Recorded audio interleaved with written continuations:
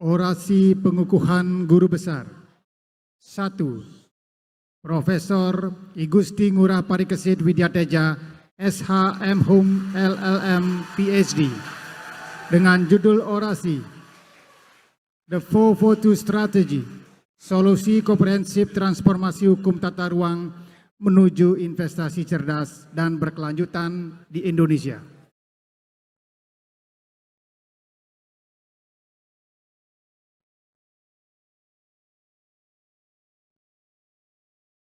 Om Swastiastu.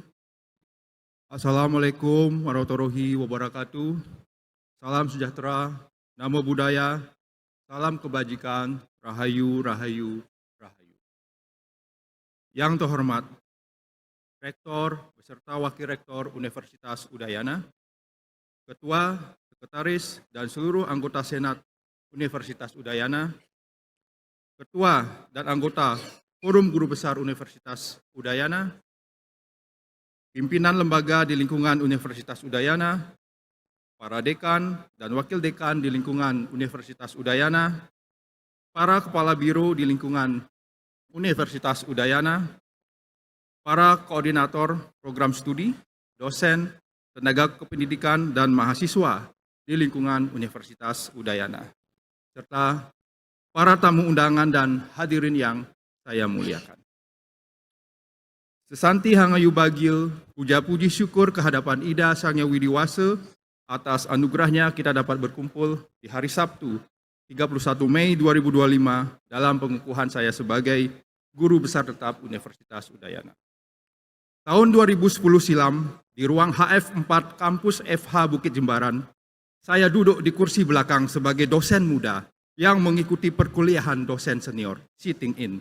Saat itu, dengan kepolosan berpikir, saya memandang hukum sebatas alat pengaturan dan kontrol sosial.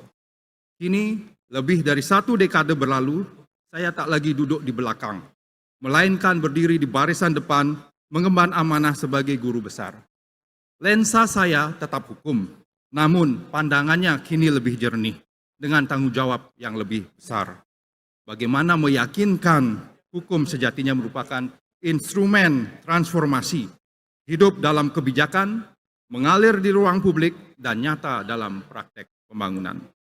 Seperti lagu Suara Dalam Kepala dari Noah, inilah suara dalam kepala saya dalam orasi bersahaja yang berjudul The 442 Strategy, Solusi Komprehensif Transformasi Hukum Tata Ruang menuju Investasi Cerdas dan Berkelanjutan di Indonesia.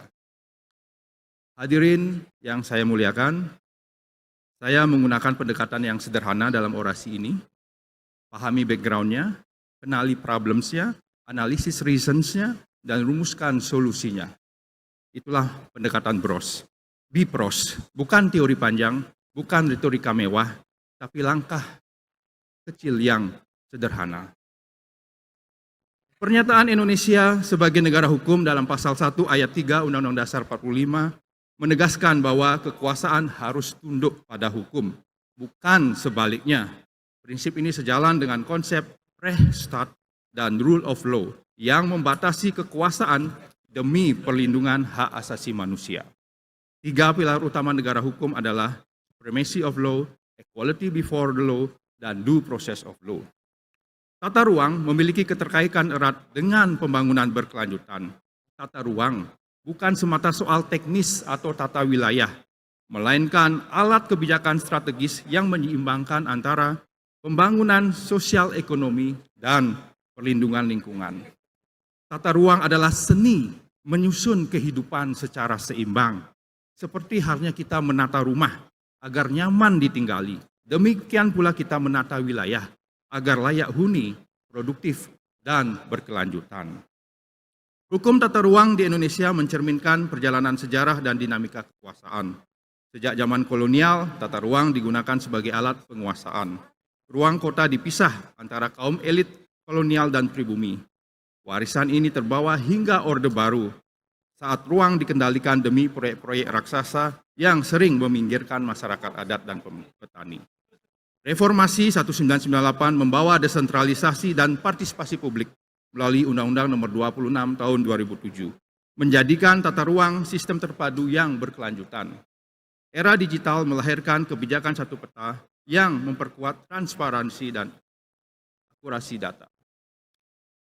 Para hadirin yang saya hormati, menganalisis problematika hukum tata ruang di Indonesia, saya membayangkan 3 organ terpenting dalam tubuh manusia.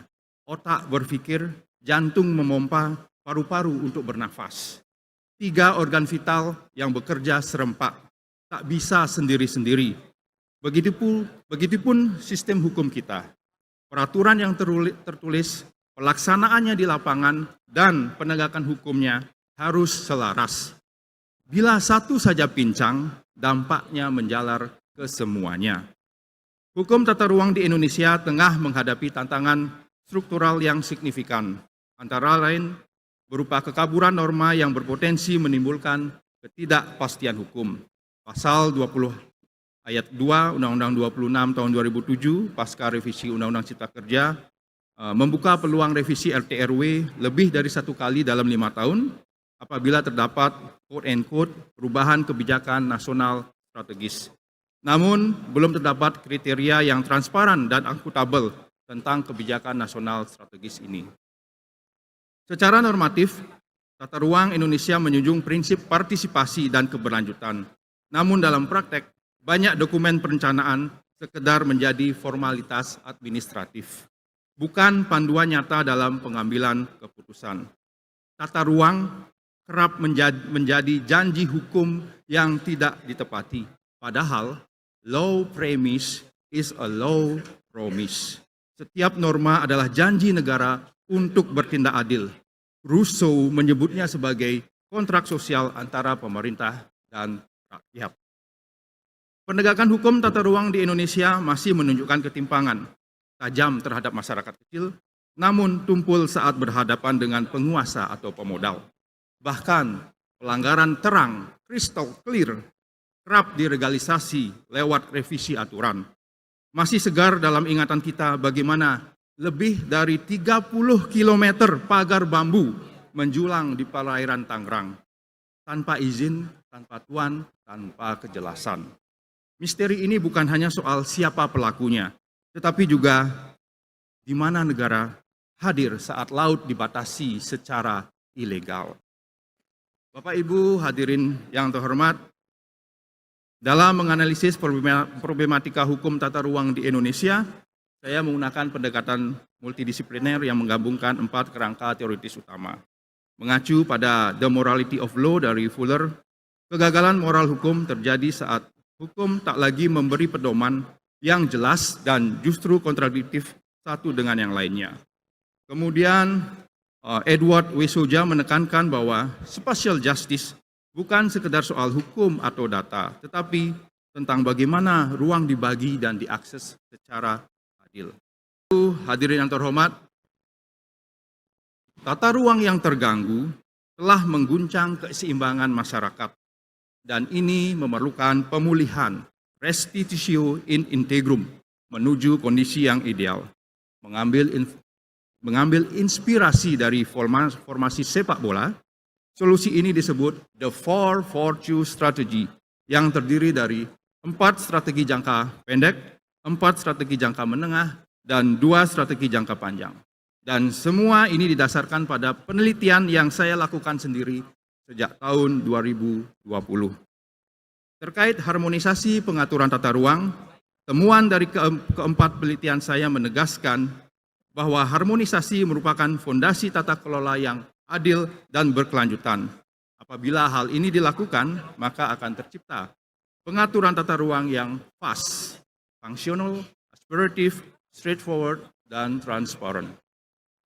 Terkait digitalisasi dan integrasi peta tata ruang, ketiga penelitian menekankan bahwa digitalisasi peta tata ruang harus didukung oleh kerangka hukum yang jelas dan prosedur yang transparan. Apabila hal ini dilakukan, maka akan terwujud implementasi konsisten dari kebijakan satu peta di Indonesia.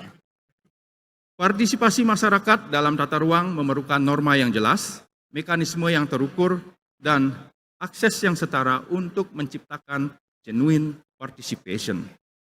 Sementara itu, sinergi tata ruang dan investasi adalah fondasi pembangunan berkelanjutan, mendorong terwujudnya apa yang saya sebut sebagai kawasan prioritas investasi berbasis keberlanjutan atau Sustainable Planning Investment. Bila strategi jangka pendek dan menengah ini dilakukan, maka dalam 15 hingga 30 tahun ke depan, kita akan mencapai dua cita-cita besar. Yang pertama, terciptanya ekosistem tata ruang berbasis teknologi dan data, serta transformasi tata ruang berbasis keberlanjutan dan inklusi. Pada akhirnya, saya mengutip sebuah kalimat, "A great transformation begin not with certainty, but with courage." Dan inilah sedikit keberanian saya menawarkan strategi sederhana ini. Bapak Ibu hadirin yang saya hormati, di akhir orasi ini saya ingin mengucapkan terima kasih kepada mereka yang telah berjasa dalam perjalanan saya. William Blake pernah mengatakan, "No bird soars to high if he soars with his own wings." Saya percaya bahwa pencapaian saya bukan hanya dari usaha saya sendiri, tetapi juga berkat mereka yang telah memberikan dukungan luar biasa. Oleh karena melalui kesempatan ini, saya menyampaikan ucapan terima kasih kepada Pemerintah Republik Indonesia melalui Menteri Pendidikan Tinggi, Sains dan Teknologi, Rektor dan para Wakil Rektor Universitas Udayana, Ketua Senat dan seluruh anggota Senat Universitas Udayana, Ketua dan anggota Forum Guru Besar Universitas Udayana, serta pimpinan lembaga di lingkungan Universitas Udayana, Dekan Fakultas Hukum, para Wakil Dekan, Ketua Senat, seluruh anggota Senat, guru besar, dosen, tenaga kependidikan, mahasiswa, dan alumni, serta seluruh sivitas akademika Fakultas Hukum Universitas Udayana. Kemudian ucapan terima kasih saya sampaikan kepada Panitia Pelaksana Kegiatan Pengukuhan Guru Besar periode Mei 2025. Guru-guru saya yang mendidik dari SD 19 Pemecutan Denpasar, SMP 7 Denpasar, SMA 1 Denpasar, kebetulan Ibu Lia Jelita, guru saya di SMA 1 Denpasar, hadir secara langsung pada pagi hari ini. Terima kasih Ibu. Serta semua dosen yang telah memberikan ilmu luar biasa tentang hukum pada Fakultas Hukum Universitas Brawijaya, Faculty of Law Maastricht University, School of Law, the University of Washington, dan Melbourne Law School, the University of Melbourne. Tentu ucapan terima kasih saya sampaikan juga kepada mereka yang membiayai kuliah saya, mulai dari beasiswa Student in Netherlands, beasiswa USAID, dan juga tentu saja LPDP. Kemudian saya sampaikan terima kasih yang luar biasa kepada rekan-rekan kolega saya di Fakultas Hukum Unggul Universitas Udayana. Khususnya di bagian hukum internasional, tim pengelola jurnal di lingkungan Fakultas Hukum Universitas Udayana, tim UP3M FH Unut, tim akreditasi BAN PT, dan tim akreditasi FIBA-A. Kemudian seluruh sahabat di masa sekolah, di SD 19 Pemecutan, di SMP 7 Denpasar, di SMA 1 Denpasar, serta rekan-rekan seperjuangan selama saya menempuh studi di Fakultas Hukum Universitas Brawijaya Angkatan 99, kemudian di Faculty of Law Maastricht University, kemudian di School of Law University of Washington. Ada teman saya kuliah di Washington yang hadir pada pagi hari ini, Ibu Amira Paripurna, PhD. Terima kasih Ibu. Dan tentu saja teman-teman PhD in Law di Faculty of Law Melbourne University. Teristimewa kepada kedua orang tua saya tercinta, almarhum Dr. Andes I Gusti Ngurah Sutejo dan RR Endang Widiati SHMH. Terima kasih atas kasih sayang yang luar biasa yang membentuk saya menjadi seperti hari ini. Kepada adik-adik tercinta, Gusti Ayu Pratiwi Handayani, STMM, Gusti Ayu Trihita Nareswari, ST, adik ipar, Gusti Bagus Heri Saputra, keponakan Ayu Jasmine Devairi Baile, juga untuk seluruh keluarga besar di Dusun Jeroan Petemon, Seririt Buleleng yang juga beberapa hadir di sini, keluarga besar R. Jaji Darmowiono di Jawa Timur, kemudian Bapak Mertua IGD Karyo SH, dan Ibu Mertua Niketut Kerdiati. Kepada istri tercinta, the one and only, literally the one and only, Putu Eka Rosariani, pendamping hidup yang dengan sabar dan setia berjalan di samping saya dalam suka maupun duka. Kepada anak-anak kami, Bima and Kinan, I'm not a perfect dad, sometimes quite annoying, but everything I do is for you. Mohon maaf jika ada yang terlewat, tetapi percayalah, hal itu sama sekali tidak mengurangi rasa terima kasih saya. Karena saya juga percaya doa dan dukungan terkadang datang dari arah yang tak terduga, dari mereka yang tidak terbayangkan atau tidak kita kenal sebelumnya. Sebagai pamungkas, izinkan saya mempersembahkan sebuah pantun yang saya persembahkan kepada seluruh sivitas akademi Universitas Udayana dan para hadirin di pagi hari ini.